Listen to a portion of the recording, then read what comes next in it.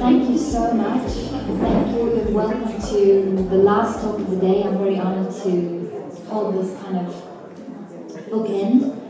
And really just want to give thanks to Rachel for coordinating this most magnificent, perfectly sized, glorious, intimate conference, cross-pollinating reading that's been going on. It's really gorgeous, so thank you.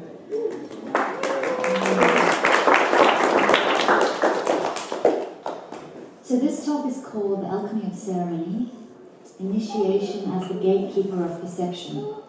And I'm going to angle the talk at looking at the herbs used in ceremony and initiation as I underwent it in South Africa with the Shona tradition. As I spoke a little bit about yesterday, I worked with the Zulu mother and daughter team for about 10 years, many ceremonies, lots of cleansing and ancestral alignment ceremonies, before I actually underwent my own initiation with the Shona woman, or at least her lineage of training was Shona. So it was a lot softer, it was a lot more feminine, but it was the same series of gateways that one goes through in awakening the being. So I'm going to speak about that this evening, and I'm going to speak about herbs and their use, or plants and their use in this process. So,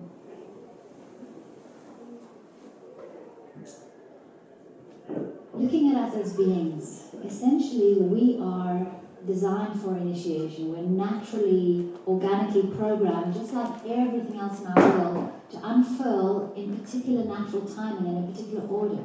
So just like the seasons, one follows another, or a flower knows when to come up out of the ground and be a bud, and when's the exact right moment to start to blossom and open, and then when's the exact right moment for those petals to relax and fall off.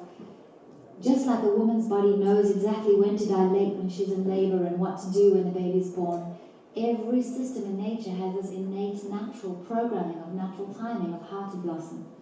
And I spoke about yesterday how the word for initiation in Africa is twasa, which means to blossom. So the process of initiation is blossoming the being. It's getting in alignment with that natural timing of our lives to cultivate and harvest and prune the plant of our being so that we can blossom most optimally. What the mechanism or technology is for doing that is rites of passage. So our culture has largely lost that rhythm, and we can see the consequence of having people at the helm of our culture and our communities, politics, businesses who are not initiated. This is what that kind of culture looks like. It's a boy who doesn't quite know how to steer a ship. But in all ancient traditions, including our own, people would go through rites of passage so that they would have that they're being pruned in time so that the flower can really start to harvest all the energy and blossom in time for them to know how to rule and be a man or be a woman and guide the whole collective consciousness. Because what we're doing in initiation and through a series of rhythmical rites of passage is preparing the vessel of our being to be solid enough, like making the clay of our chalice and then firing it and then getting the beautiful colors on it, putting it in a kiln and firing our clay up. All of these rites of passage are like a metaphor of making the vessel of our being strong so that we can come to hold a higher and higher quality and caliber of knowledge and information and remembering and cosmic coding. So once we do this, it's quite effortless for us to rule and guide and advise and be in counsel because we're naturally programmed with this innate knowing. If we don't prune our being and we just stay seduced and addicted to this bud-like, just pre-adolescent time, it's very dangerous in terms of cultivating oneself, and we don't get to reap the harvest of the fruit of our being and our culture. We don't get to let the ripe fruit drip off and fall on the floor and ferment and mulch and nourish the soil, and then that feed the root, and then that pull up again and strengthen the leaf and really nourish the plant. If we're just addicted to this young, nubile, fertile state of being, we lose all the rest of the seasons if we're just addicted to spring. So these series of initiations is that cultivating and optimizing and opening our being. So as we do this and as we go through this, we activate the living library that's held in our blood and in our DNA, this ancient civilization's worth of encoded wisdom that's held within us. Oh, thank you.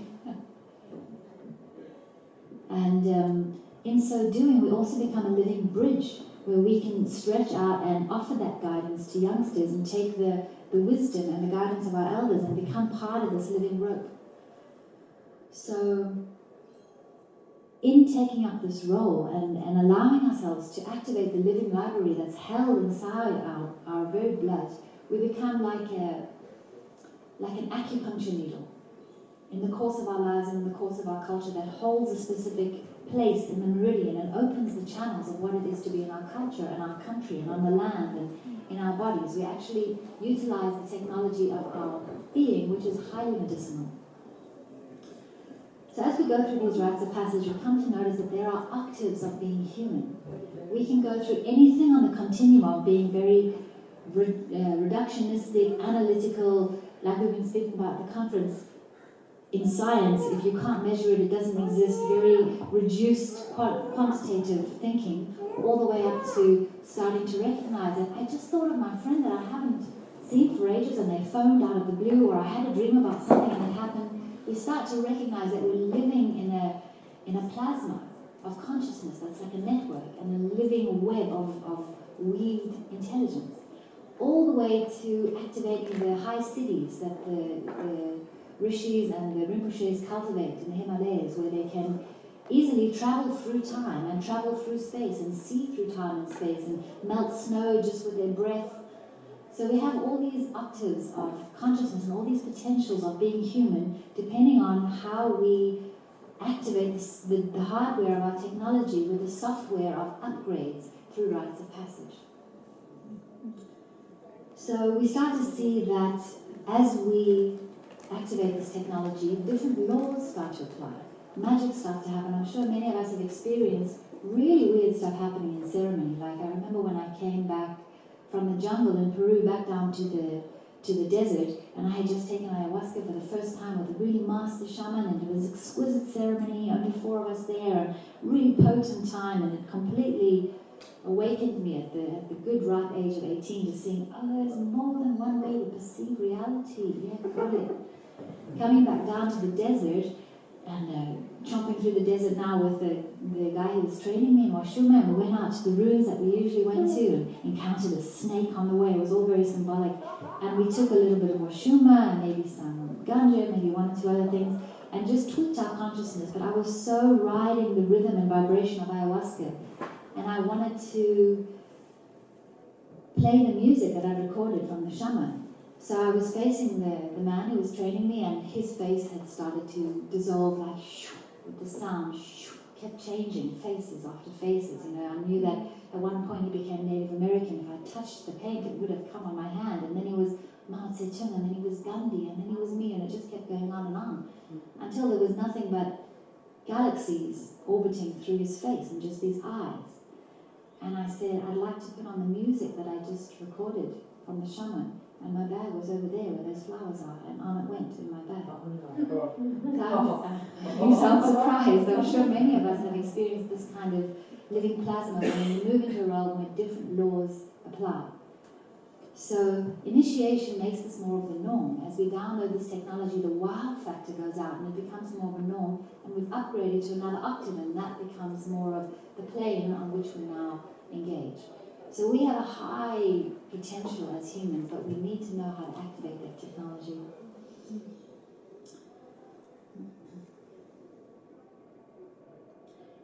The wisest way to do this is incrementally. It's to do it really slowly, because subtle incremental change is thorough and permanent, like a wild trip where you have to integrate for years after it, like many years, 20 years later, you're still integrating that trip. For me, isn't quite medicinal because it hasn't been integrated enough to be applied. So we do these stages of initiation incrementally, just giving one capacity at a time, so that that person starts to live that as a norm. So there's a real wisdom in the flower, not just suddenly blossoming. It takes its time, and the seasons and the temperature tells it when's the right time. And then only when it's been sitting there for a while, becoming fertile, then the bees know to come. And they have their whole little dance. And then the smell starts to strengthen, and then the leaves fall, all in this natural timing. And Dan used to speak about the 2 gods of time in Greek mythology, Kronos and Kyrios. And Kronos is the god of chronological time, like tick-tock time, of Saturnian time, measurable time. And Kyrios is that natural timing where there's the turn of the season and the right moment comes to say something and the leaves just blow and the sun sets. That natural timing when we just have this innate knowing, that's the timing and rhythm in which we initiate. So people have different times that they take to initiate, and your teacher will know through engaging your ancestors when is the right time for your next ceremony. So it's not like a protocol at university. It's your own natural flower. The timing of that is governing your initiation.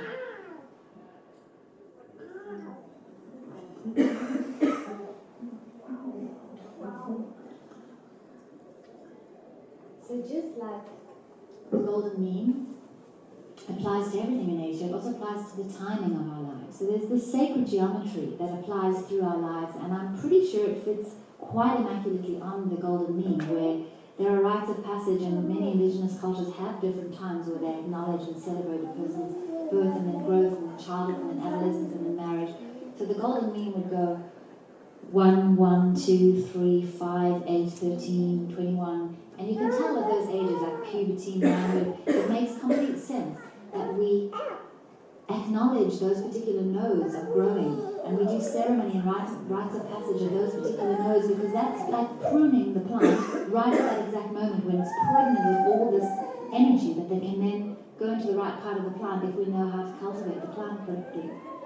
So we harvest ourselves through rites of passage, through initiation, and we get to prune how we blossom and ensure that we do blossom as an individual but as a culture. Because as we blossom as a microcosm, we have the benefit of impacting the macrocosm. So what we're doing really is awakening this innate coding. And it's like, I like to see it as stargates, like moving through stargates of our perception, where the rules of basic reality that are really important as the scaffolding to help us engage in this physical 3D dimension, they're really useful like trainer wheels when we're young. But as we're old, we can afford to open those more and more, and those laws start to dissolve and become more malleable and negotiable. It's like we move through these stargates and receive our rightful inheritance of these timeless encoded wisdoms. And when we do this, when we get in alignment with this natural timing and this natural momentum, we start to feel in such deep harmony with the universe and the cosmos and the timing of everything that we have a deep sense of belonging, which I'm sure we can acknowledge we don't really have in our culture. And this is largely why we have a fear of dying, because we don't know where we belong, even while we're embodied. So what the hell is going to happen when I don't even have a body for reference? So getting in alignment with these rites of passage awakens the mind and the being to know that it's home, whether you have a body or not. So in a nutshell, it's a deep homecoming process, and I'll speak more about this at the end, but if I could summarize what initiation gave me, it was a homecoming. A deep homecoming to what we really are, to our capacities, and how to activate these capacities in the most beautiful and compassionate way. And it's effortless compassion because you recognize everything's one. It's not even altruism because there's no other to be compassionate to. It's just one being, and this self-remembering and self-awakening cultivates such warm love that it's so juicy that it wants to pulse throughout the whole tree of our being. We want to flower. So initiation, these rites of passage, is how we harness this. Like dancing to this natural rhythm of the universe is how we harvest our plant. And how we train in the West is that we'll study and we'll go to university and we'll study and we'll train and we'll train and we'll train, and then we'll graduate, like we'll get an affirmation of all the accumulated skill in the training. And in initiation, I noticed it doesn't quite happen like that. You train and you train and you train and you prepare your vessel to receive the sudden shift that happens in initiation, in ceremony, let me say, which is why I say the alchemy of ceremony, is that moment where the shift happens. It's magical. You're not learning and learning and learning and then you get a scholarship or diploma. You're training and preparing your vessel to then receive this nectar. So it's a different kind of dance to learning to. It's a different kind of training to study. And furthermore, it's also designed to be challenging. It's like third pillar medicine. So as I've mapped, and I'll go into this another time or in the longer workshop, map the kind of initiations that exist on the cusp between the pillars of medicine. Third pillar medicine, perturbatory medicine, that perturbs you, that challenges you. would be shamanic initiation. It's like jumping out from, you've got your root happening, you've got your leaves happening, you've got your bark, it's all very 3D and grounded, and then you're beyond the bark, you're beyond the skin, you're beyond the soil, in this nebulous matter where you start to activate the unseen realms of magic. So that's shamanic initiation. And your teacher is quite equanimous. They are trying to challenge you, they are trying to provoke you to lessen and disrupt all those old patternings that hold you back from remembering who you truly are. So it's a process of decoding and recoding the self initiation. It's like being set off on a journey, and it's a difficult, challenging journey that breaks us down and takes us into that nebulous field like a caterpillar melting into this mush in the cocoon, not knowing what's going to happen. And then slowly, because of this natural inherent knowledge of ourselves, begins to piece itself back together again with a gem. So we set off on this journey, the challenge breaks us open, and then eventually we come back with a gem, but we come back different to how we set out. Now, I said no to initiation for about 12 years very stubbornly because it just looked weird and hard and difficult. And when I finally relented and said yes and just went through it, I was like, what was I waiting for? You know, because on this side of the looking glass, you can't see what we're saying no to. So our culture has a particular blindness and a taste for sweetness much more than bitterness, but bitter is the one that holds the medicine. So if we take this medicine and jump across, it's a total software upgrade. So like I said, the role of initiation is to have us blossom into the capacities of who we truly are. And if I can just be succinct about who we truly are, and one of our main capacities as human beings is to be an antenna, to clean and purify the vessel of your being so that you can attract a higher and higher caliber, a higher and higher nectar of information, and then be able to transmit this. It's like being an antenna. So when we do this, then we're really gifting the world. Then we feel fulfilled and loving because now we're emulating into the field true love and true wisdom and being simply a true echo of the cosmos. And that's very nourishing.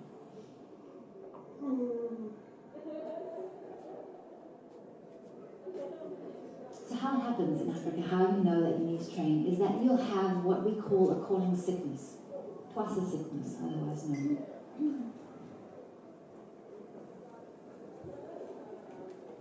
And what I've noticed is that this can come in 3 different ways. It can be psychological illness, where you're literally having psychosis, physiological illness, where you're undergoing some kind of like disease, or circumstantial, like blockages. I'm quite grateful to say mine was the last, and it was just circumstantial, but it was like there was a wall in front of me. And when I started doing these rituals, it's like it dissolved, but not only for me, I could see for my siblings and my cousins as well, their lives started to flow. But what the calling sickness is a discomfort and a dis-ease that forces you to seek healing. So you're going to have to go find a healer to otherwise you're just stuck. And hopefully this healer, as is designed in indigenous cultures, will recognize this is not an illness, this is a calling sickness. So you don't need medicine, you need to train. So what starts to happen then is that it's like the healer starts to prune your being. And in that natural process, you start to see what your gifts are. And everyone has native gifts that we came here with, which is very different to the Western model. You came here as a baby, you know nothing, you're empty, we'll teach you, you have to ask permission, we're the authority.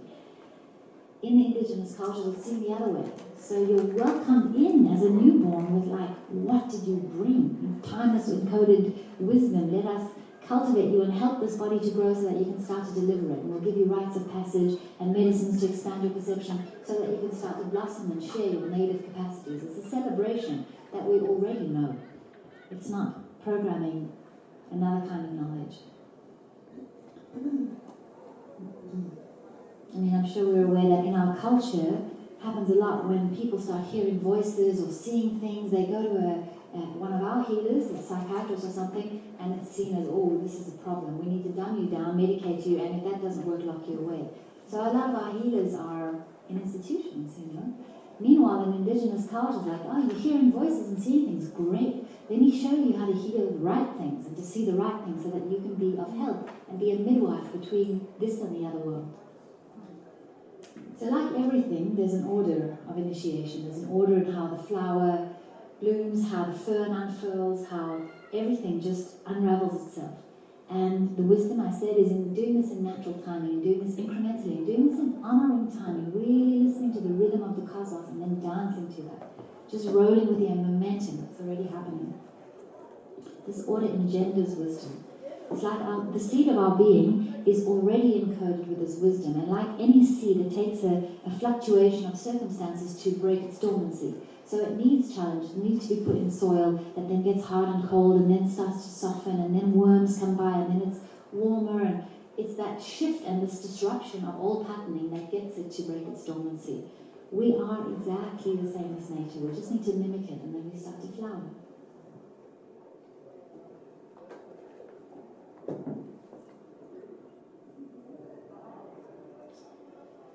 So the stages of initiation, as I noticed them, conveniently there are 5. So this is a map onto the previous system. This is just what I noticed. Would be the process of saying yes, where in Africa we use beads like a flag of communication between the worlds. You put on white beads, which shows your ancestors you've accepted the calling, you're now going to start to purify yourself.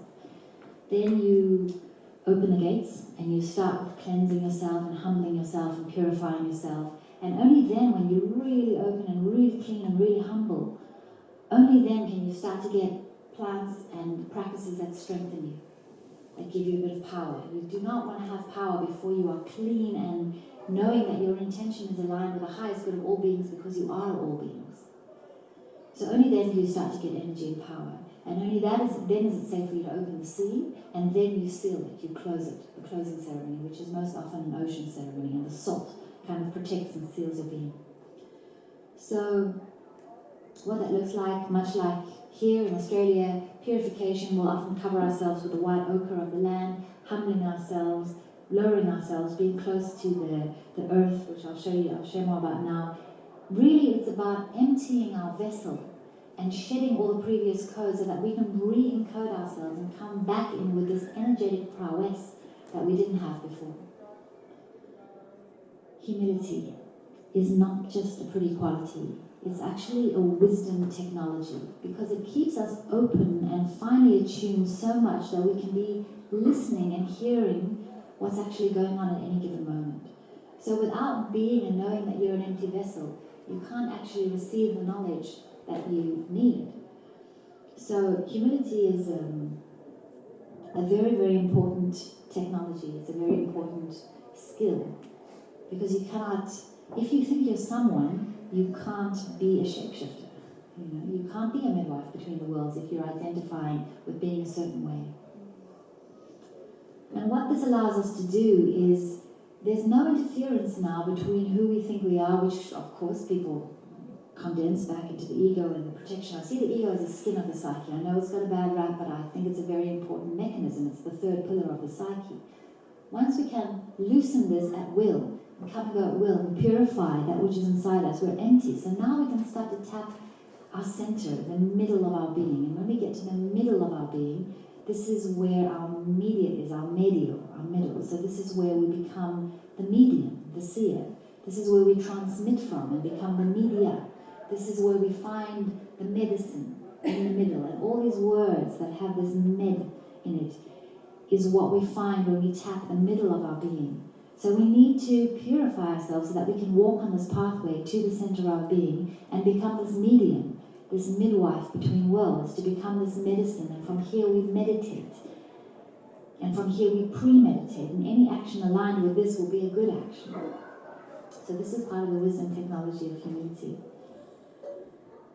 And I got really curious in looking at the root of the word human.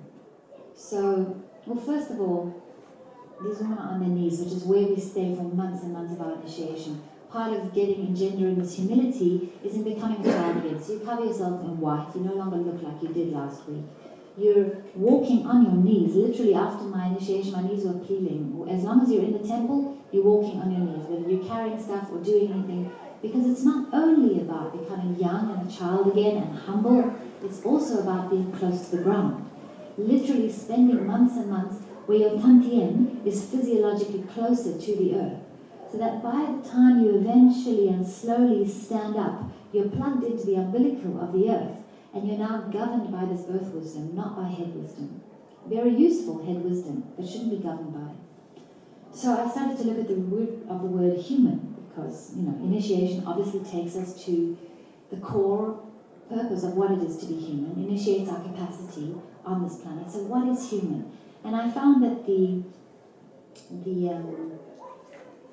Proto-Indo-European word for the word human is dren. Not even Google knows how to pronounce it correctly, but you can hear the hum in it. And from that developed the word humus, which is like humus, ground cover. And from this came humilis, which is to be lowly and lovely, and humilite, to be humble, to be sweet and close to the ground. From this came the word human, also I'm sure the word humour, to have a sense of humour about yourself. So essentially, what it is to be human is to be close to the earth. The root of the word human comes from humic, humility, to be lowly, to be close to the soil. And interestingly, so does the word culture, come from the Latin root cultura, which means to tend the soil. So essentially, on a metaphorical, mythological, and quite literal level, the optimal role for humans is to be soil tenders, to take care of this very magical realm of soil that grows things for us, grows food, fibre, shade, medicine. We are the keepers of that. It's a huge honour. And just like I was saying yesterday, that the microbes on the intestinal tract lining, the intestinal tract of the planet is the soil. So we are those microbes. Now the ones that are the most useful at helping digest food and moving it from one state to another are the probiotics. They're performing alchemy with substance and making it into nutrition. So who are those probiotics in the realm of the animal kingdom, who are all the microbes? Those would be those of us who are involved in ceremony, who transmute matter from substance into nutrition on a high level of being. As above, so below, the exact same thing is happening. So agri means a field, cultura means to tend the soil, agriculture comes from the word tending the soil, to be human means we came from the soil. Everything about being human and being in a culture is about caring for the soil. And that might sound boring and like farmers, but when you think about what soil really is, what is it? You put in a seed and you've got a forest that can house you and nourish you and give you psychedelic experiences. Like, it's a very magical realm between worlds. So we're like the midwives, optimally, between worlds. And initiation awakens this capacity.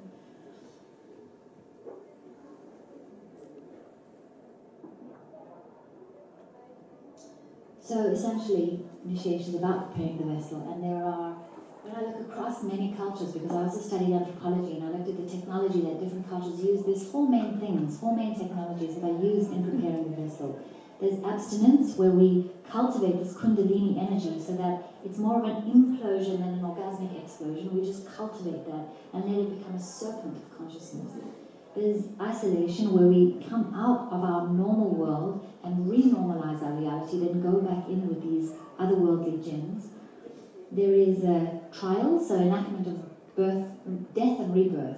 Many psychoactive plants, this is their core purpose. If you take enough of any plant, it's going to be a death and rebirth experience. In many initiations, you'll have to bury yourself. You'll have to go on a journey up by yourself into the mountains or into the desert and fend for yourself. There's a real trial where you might lose your life.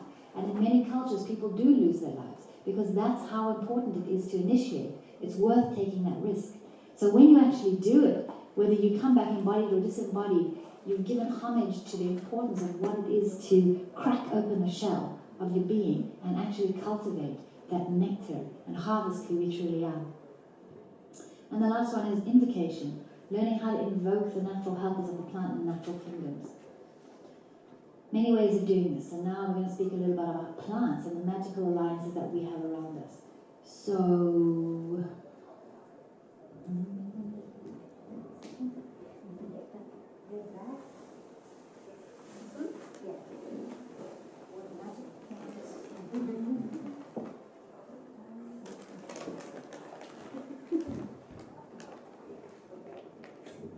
So we use a concoction in Southern Africa, which we call ubulau, which is a combination of many different medicines that act in tandem to open the being. And what these do is they ignite ancient knowledge. And again, there's an order in which that happens. So I'll get to this again soon, but now that I'm on it, I might as well share that there's an order in which we use certain herbs. So to start off with, we use the ancestral herbs, the white plants. This one is called Uvuma Mklope. Mklope means white, and Uvuma means to open. So it's all the plants. This is a white root. It literally looks like bone. And I made a tincture out of it, and I like shortcut shamanism, so I'll just take some of that tincture before seeing the client, and it just gives me direct access to what's happening in their ancestry. All of the white plants we take at the beginning to link us into the underworld and link us into the ancestral realms. All of the plants that look like roots, and they're white, and they're open us in these capacities. There's another magical one called Lomum Nandi. That's a sweet root that opens us to communication with the ancestral realm. And in English, its name is licorice. Licorice root is a massive medicine in many cultures. So this, in combination with a few other plants, all of the white ones and many of them roots, serve to open us to the underworld where our ancestors live, and open this communication so that we can get this timeless guidance before we begin to get the red plant, which then strengthen us and infuse us with energy, and then we can take action. So only once we're so humble that we're being guided by this timeless wisdom should we be trusted to get the energy and strength of the other plants. So in initiation, we're engaging these technologies that are sacred, which are ritual dance, fasting, sleep deprivation, yoga, all uncomfortable things that ordinarily we don't want to do, but they serve to crack open the shell of our being. And they induce these holotropic states of being, which really open us to the mystical states of ourselves, which is where we would do well to reside. Whether we have a body or not, to be aware of what's going on in the mystical realms is the best place to put the roots of ourselves and build on that foundation. Everything else in reality is like sinking sand. Your ancestors come and go, and then you're born and you live, and you have experiences and they dissipate, and then your body dissipates, and your children come and they go. It's like not good ground to build on. Find that timeless foundational ground and build on that. And this is what initiation helps us to come home to. So some of these obvious technologies are rhythm, and I think it was Stephanie that was saying earlier that repetition is what takes us into a trance. So any kind of rhythm, what it does is it fixates our daily attention, hypnotizes our daily left brain, and distracts it, so that it goes over here, and then we're not interfering or blocking ourselves, and the real work can start to happen. So the use of rhythm, using music and dance to get into trance is a major technology. Using song and calling, using your own voice to start to invoke the plant spirits around you and call your ancestors, because the signature of your voice holds a very particular medicine. And not only in the octaves of the space that it is occupying can the spirit world tell what's there, but it can also tell what's missing. So what medicine you're needing. If you look at the graph of a sound, you can see what's there, but you can also see what's not there. So the spirits can read this and then come in and give you what you need. So using your own voice, your own song and calling as technology is another major tool used in initiation. Moving into trance, any practices to enhance our capacity to see in the dark is a major point of initiation, and the use of magical and medicinal plants to expand our perception beyond our normal veils. So, just for the fun of it, you could say there's 4 things in initiation: dance, trance, and plants. That was kind of cute. So the earth literally grows things so that we can understand her better. And she'll grow different things at different times to communicate to us what's going on in the underworld. Again, as above, so below. So recent studies in epigenetics are finding that we used to think that the nucleus held information that was pre-encoded and just told the cell what to do. But now they're finding that that's not how it happens. There's little antenna on the outside of the cell, and they're reading the environment all the time, and they're feeding that back down to the nucleus, and the nucleus then feeds up the encoded information to give the action of what to do. So if we look as above, so below, as the earth as if it's a cell, who do you think those little antennae are on the surface that are reading the environment? That's us.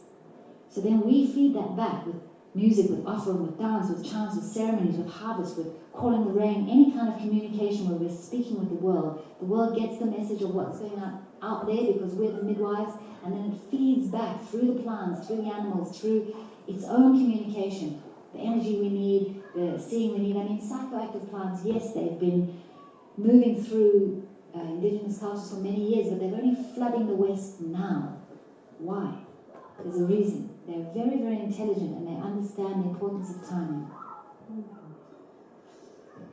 So they also, I don't think it's perpetual. They came out just a decade or two ago, and I don't think they're going to hang around that long. They want to midwife us into the capacity of expanding our perception so that we remember who we truly are, so we can be who we truly are, not so that we can keep drinking plants. That's not their point. They're midwives too. They want to deliver us unto ourselves, and then they're no longer needed in that capacity.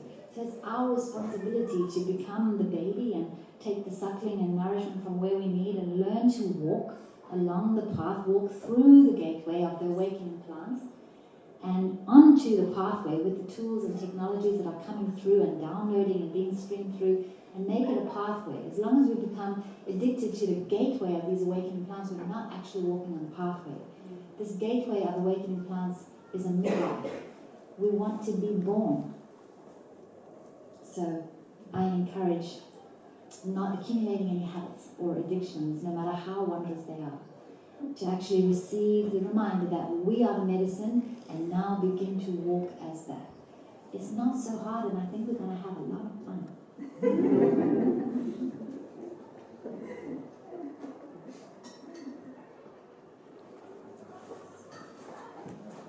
Yeah, so it takes a mixture of different kinds of medicines and technologies to open our being and ignite this ancient knowledge within ourselves so that we can then become easily able to communicate with other kingdoms. I don't think it's the plants. Everybody takes the plants like, oh, ayahuasca, oh, shuman.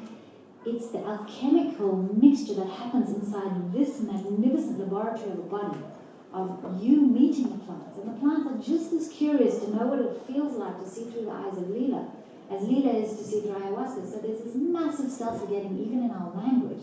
Ayahuasca, the mother. Yes, absolutely. And human, the mother, or the whatever, the cosmic perceiver. There's this massive self-forgetting, and I think there's a wound because of that self-forgetting, there's this self-aggrandizing. But if we just melt both of those, we come back into this true self-cherishing. And then we can walk as we truly are. So, again, this is to speak about the red and the white are colours that you'll see in many different traditions, sacred colours that represent the masculine and the feminine lineage. So, apparently, I was just in the UK now on a pilgrimage with many beautiful wisdom keepers and ceremonialists, and in England it's apparently the opposite. But in many traditions like Peru, Native America, Africa, Judaism, the red represents the white, the blood, the feminine, maternal lineage, and the white represents the paternal lineage. Because everything that's white in our body, our bones, our structure, our support, the masculinity of our being, the strength, our teeth, our jaw. And the red is the flow, the feminine, the dance that's pulsing all the time, never still. So we take the white plants first to meet us where we are, first for the medicine, in the structure and the stabilizing. But what they actually serve to do in meeting us at is they serve with their own stability and structure to destabilize our previous notions of ourselves. So all these opening plants that connect you to your ancestors, and again, they're quite subtle. There's nothing I took in initiation that's like ayahuasca. It's very subtle. My dreams just opened so that kale would come and tell me, if you have a nervous system problem, you should take me because I'm good for fattening the myelin sheaths. But the plants are very intelligent. There's no way I would have dreamt at that stage of my life about myelin sheaths, not something that came up in my dream world. Woke up, Googled it, it's correct, So they communicate in a way that it feels like just a dream, but there's no way that your own mind would have come up with that. So just opening you enough so that it's not the massive leap, it's incremental so that your dreams are open, but they're destabilizing you. It was like I was on a long-term, subtle ayahuasca journey with the beginning, with all these white destabilizing plants.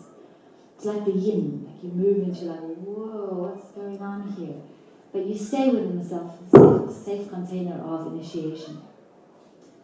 Only then you start to be ready. Your vessel is now empty and humble and strong to start to receive the red plants, which are now stabilizing. Now they give you vision, they give you strength, they give you powers. You can look through time, you can dream, you can empower yourself, and all different magical things that the red plants do. So that's more the yang, the energy you start to cultivate. There's such wisdom in that order. Soften, empty, stop thinking you are who you think you are, destabilize all of that. Humble, humble, empty. Fire this chalice that you've been molding by carving it out and cleaning it. And now you can start to hold the nectar of supreme understanding, which is our birthright. It's not like a wow thing. Each and every one of us is designed for this, like a flower is designed to open. Another big part of initiation is offering. To make a sacrifice. Now, in our culture, a sacrifice has got a bit of a negative, like a stigma. But there's no coincidence in the fact that the words sacrifice and sacred come from the same root. They come from the same etymology. If you want to make space to receive something of significance, then give something of significance. This is why the Sandars, they offer their flesh, you know. This is why they slaughter their sheep. They really give big things. You give months and months of your life and your pride and your ego and on your knees doing exactly what your teacher says and being humiliated because they're not there to take care of your feelings. They're there to make sure you make that software upgrade jump. Completely equanimous. They're not being horrible, they're not being nice. They just need to initiate you like the bark of the trees. Just holding. So making a sacrifice is really important because we need to carve a space out if we're going to make space to receive something of significance. So offering is a big thing. In our cultures, like animal offerings, animals are very important and sacred to them. So they offer them. They also don't have an allergy to death. They understand the birth-death cycle. You know, death is not the opposite to life. Death is the opposite to birth. And life holds both of them. So being able to sacrifice is not the stigma. Death is bad, like in our culture. You take the life of something, you give your life to something. There's this natural pulse and comfort in being part of the universe. So next part that happens in initiation is that we come to the point where we can open our seeing. It's now safe enough. We've cleared and emptied our vessel. We know who we are. We're acting in alignment with the highest good of all. Now we've got the strength to navigate and change and tune the cockpit of our being and the being of people who come to see us. And now we can open the seeing so that we diagnose. And the way this is done is very fun and uncomfortable because your teacher asks you, how am I going for time? I've got like 10 more minutes? Okay.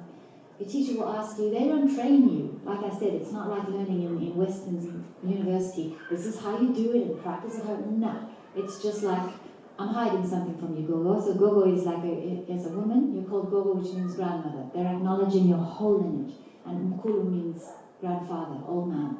You greet someone like that when they're initiated because you're speaking to their lineage. You're not speaking to that individual. They now remember who they are. So, I'm hiding something from you. Where is it? Is it over there? Don't ask me questions. Tell me where it is. And you've got to say, it's north. I agree. It's south of you. No, I disagree. They're very hard, you know. And then you get the people, some women that come along and are drumming. So you don't have time to think. There's massive distraction and hectic things going on. And you get quicker and quicker and quicker and quicker until someone's hiding from you and you know exactly what, time after time. And then you have to dance and celebrate. The one guy, he hid himself from me, but it was towards the end of the thing. I'm hiding something from you. You! Yes. He was quite surprised. And that was beautiful. And the harmony in the group just opens, the collective energy just gets higher and higher. And then, of course, we feast. So it's a beautiful celebration, but it's challenging, you know, to break through that shell. And then you celebrate, because after the bark comes the fruit. So initiation is never comfortable, and there's this real pain of letting go of what and how you were before, but it's the pain of childbirth, you know, and then you have an individual who you love and who loves you, and that pain is like, if we disassociate from the negative aversion to pain, it's really like this induction. It's just this juice of necessity that happens as we break our waters and birth into a new way of being. So this, the challenge pushes us into different states of being and different emotions and different really high pressure states, and they act as a vehicle. Those high pressure states almost push our cognitive function that act as a vehicle, and now we can start to navigate in different ways. We can start to see more clearly because we have to. There's pressure. We can start to find medicines more quickly because we have to.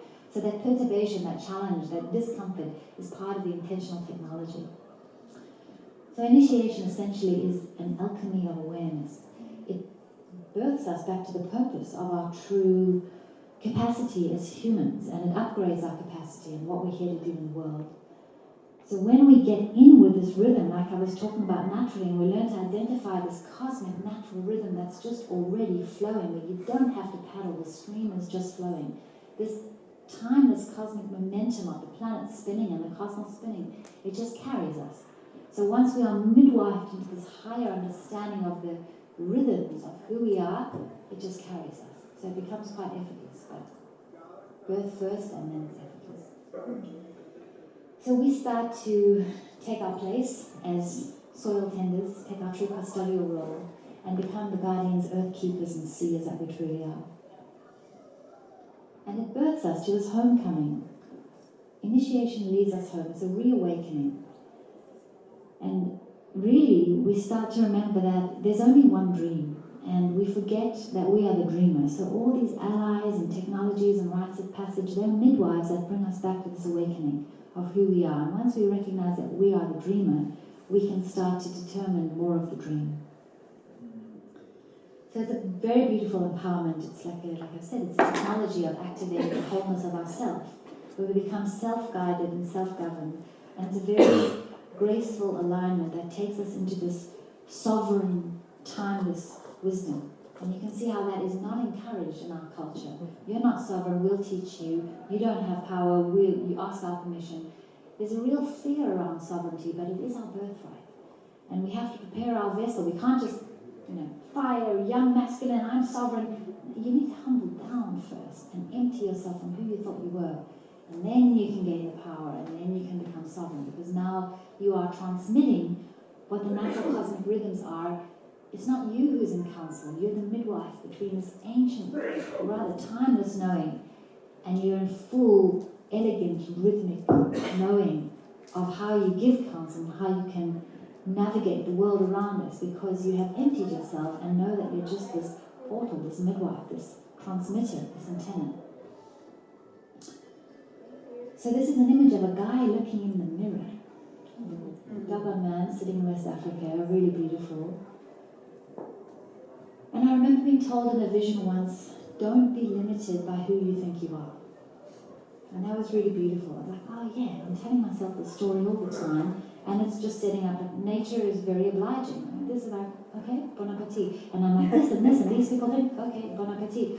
Whoa, I'm actually this empty pulsing vessel. Okay, bon appetit. Nature is very obliging.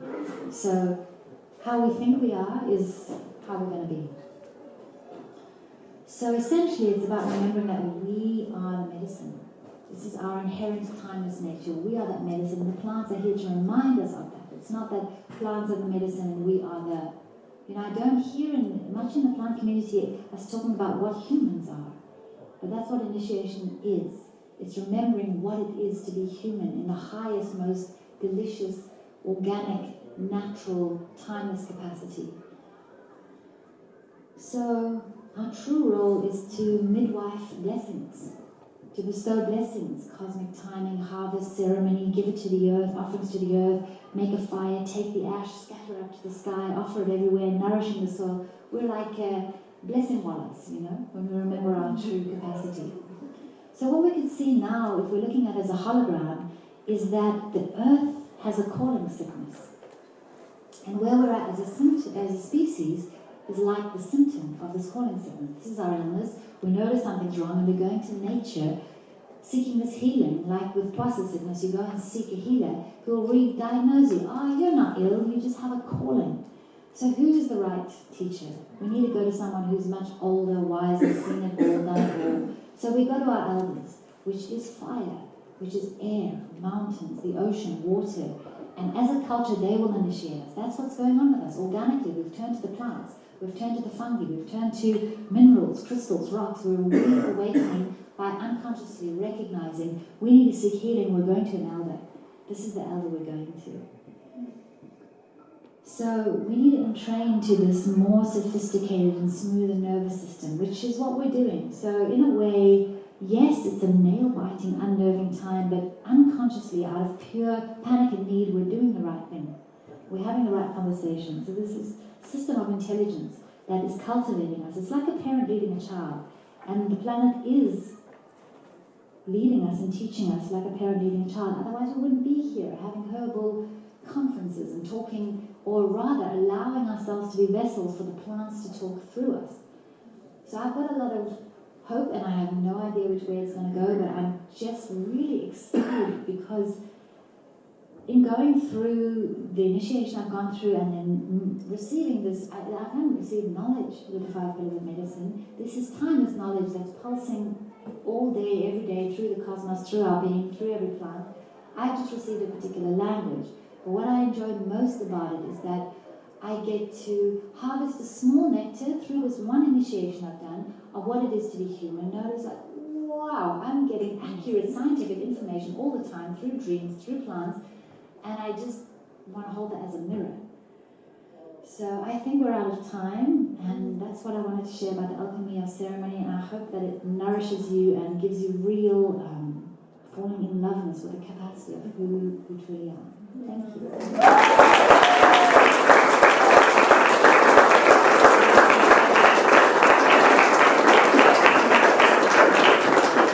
we have a moment for questions? Okay, 5 minutes. I also realized from a lot of feedback I got yesterday that there was a misunderstanding of the online course I'm leading, so I'm just going to leave that up there again, shameless self-marketing, but the 5-week course is just 2 hours a week on a Sunday night online. It's not a 5-week course. Does anyone have any questions?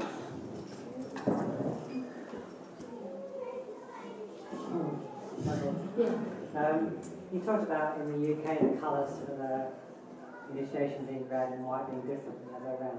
Yeah. Do you know the symbolism behind? Yeah, I heard a lot about the lore of the dragons. I might get it wrong. If there's English people here who know this mythology, please correct me. But there was a king who wanted to build his castle on top of a mound. And every time he built the castle, it collapsed. Every time he built the castle, it collapsed. So he went to his druids and was like, what's going on? And the druid was, oh, there's something under the ground here, unsettling. You need to find a fatherless child that you must sacrifice, and then the mountain will be happy and you can build your castle on top of it. Alright, he's sending scouts out all over the kingdom to find a fatherless child, and eventually some of the scouts come upon some boys playing in the field, kicking the ball around, and the one guy kicks it wrong, and they shout at him, oh, you bastard, you don't even have a father, you can't play ball. That's like, oh, really? And they go and they usher this child aside, and they take him back to the king. What's your name? The king asks the child. Merlin. Don't have a father. Okay, well, this is what's going on, and I need you to help me. He doesn't tell him about the sacrifice, but I need you to help me. I keep building a castle here and it collapses. So Merlin goes into his reverie and his trance as he does, and he's like, there's 2 dragons that live under this mound, and it's their home. And they don't want you to build on top of them because they have a battle that they haven't resolved. And there's a white dragon and a red dragon. And the red one is masculine, and the white one is feminine, so the story goes. And eventually the king gives a command to open up the mound to free the dragons, and up they come flying, and they have this massive fight in the sky, and something happens. I don't know any English people here. And they somehow resolve it, and then the king was so impressed that he didn't sacrifice Merlin, he made him his lead druid. But that's the story I have. I'm curious about what you think. So you're South African, you initiated in South Africa. Do you think there's a necessity to going to the land of your ancestors to have a certain quality or depth of experience or initiation, and what it means to interact in that way in a place that's far away from where you're from? Yeah, it's a very beautiful question, and I have thought about it before. And I am kind of leaning into like, well, if I was going to be indigenous anywhere, it would be in Israel. You know, what would it be to get closer to? Judaism as a formal religion doesn't attract me, but Kabbalah is pretty remarkable. So what would that look like? I've thought about it a lot, but essentially we're in crisis on the planet. And when people in our culture have a calling and they don't know where to go, if we've got our own healers, we'll be locked up. And there's no one who speaks about initiation, even recognizes as a thing. If we're lucky enough to live in a country where we have cultures that are intact, even if they're traumatized, they're still intact in Africa, in South America. Being good neighbors, any culture that's still intact will have love at the core. So we go to our neighbors, hey, I'm having this crisis. They're going to help us. You know, no matter how bad it is, if they're still intact with who they truly are, it's going to be through love. So they're going to help us. But it does make a beautiful difference. And I was thinking about this now when I was in England, because I love England and I've never understood why, because I don't have any blood, because I'm hail back to ancient Egypt and Canaan. But I speak English. So she is my mother, because she's my mother tongue. And language holds the DNA of a culture. So she is my mother. Then my blood would be my father. You know, Middle Eastern Semitic blood would be my father. And then the land I grew up on is my third parent. So I can take from any one of those, you know. But if you are lucky enough to go back through your own ancestral lineage, that's great, because your memory will be quick. There was a lot of things that didn't make sense to me, and I had to learn greetings in a language I didn't understand. If I did it in a language that my grandparents and their grandparents and their grandparents have been speaking, that would have been gorgeous. But we are where we are now for good reason, because we are there, and we're doing the best we can, and we're doing pretty well, because it's forcing us to not be dogmatic. You must do it this way. I can't. It's broken. My people have been on the run for 2,000 years, burnt in gas chambers, libraries of knowledge burnt. I can't go to a Kabbalist and say, please give me the initiation intact, because it's no longer. Threads need rebirthing. But I'd rather go to a culture, because being human is being human. And this is one thing I learned through going through initiation. A culture is like the clothing you wear. But on that level of being, it's non-denominational. So stepping over the threshold of seeing, it doesn't really matter what clothing you're wearing. Seeing is seeing in any culture. Being telepathic and receiving downloads or communication from clients, universal. So the culture you wear as you step over the threshold becomes immaterial. Just step over the threshold. Yeah.